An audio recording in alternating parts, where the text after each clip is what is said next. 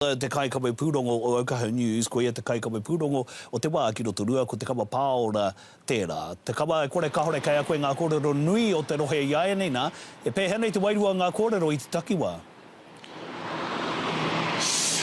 Tēnā koe, Jules, tēnā tātou katoa, ko rongo ki ngā kōrero, te kaiarahi o te pāti reipā Chris Hipkins. Te ahua nei e pērā hoki anō ngā whakaaro e tehi o ngā kaimahi me ngā rato ngā hapori. Ki tēnei ki o mātou takiwā o Aukaha nei ki te moana a toi ki roto o Waikato hoki. Me te aha ka whai wāhi ahau ki te kōrero ki e tehi o ngā kaimahi o ngā wahine Māori, o te rōpū wahine Māori toko i te ora me paura moe hoki e pāna ki ngā take ture me te tahua pūtea I puta mai I tēnei rā. Anei te pūrongo. He rā nui tēnei mō tētehi o ngā kaiwhakahaere o Waikato Women's Refuge, kei te tāngia tōna kauai ki tōna hoa haere. No confidence. I don't have any confidence in that, and why I say that is because what I've seen just recently with the new government, all the things that are not available to Māori anymore.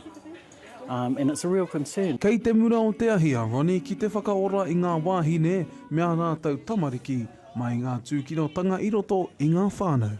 I noticed that domestic violence has increased over and over again for the more that are impoverished. It hasn't changed, it's got worse, and we've been here 40 years.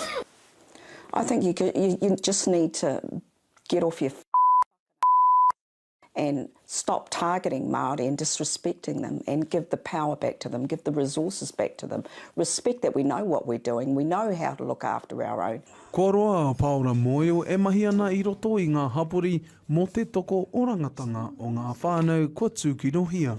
Kaore a paura e paku whakapono ana he hua ka taka ki a ngai Māori I roto I tēnei tahua.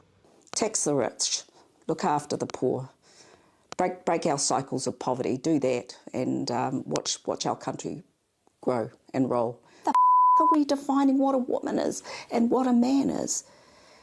Our people never lived like that. Times have changed, so I hear the police talking about how they've reduced family violence. Of course they have, they don't even turn up.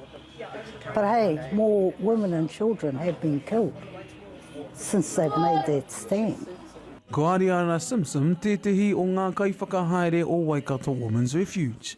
Kei te tino hia kia kite I ngā hua o te tahua kia noho haumaru ko ngā whānau. Well, if they were true partners in terms of, I don't see them in a partnership with Māori at all.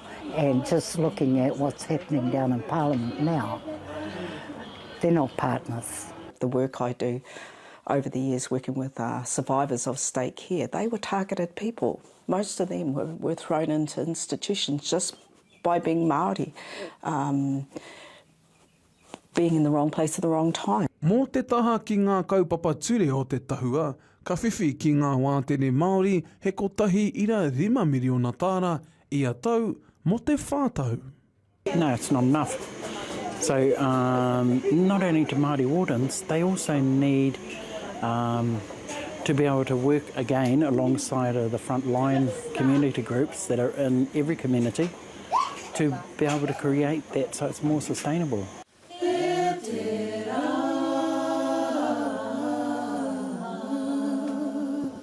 Ko te ahua nei kei te waiatatahi ngā kai hāpai I ngā hapori.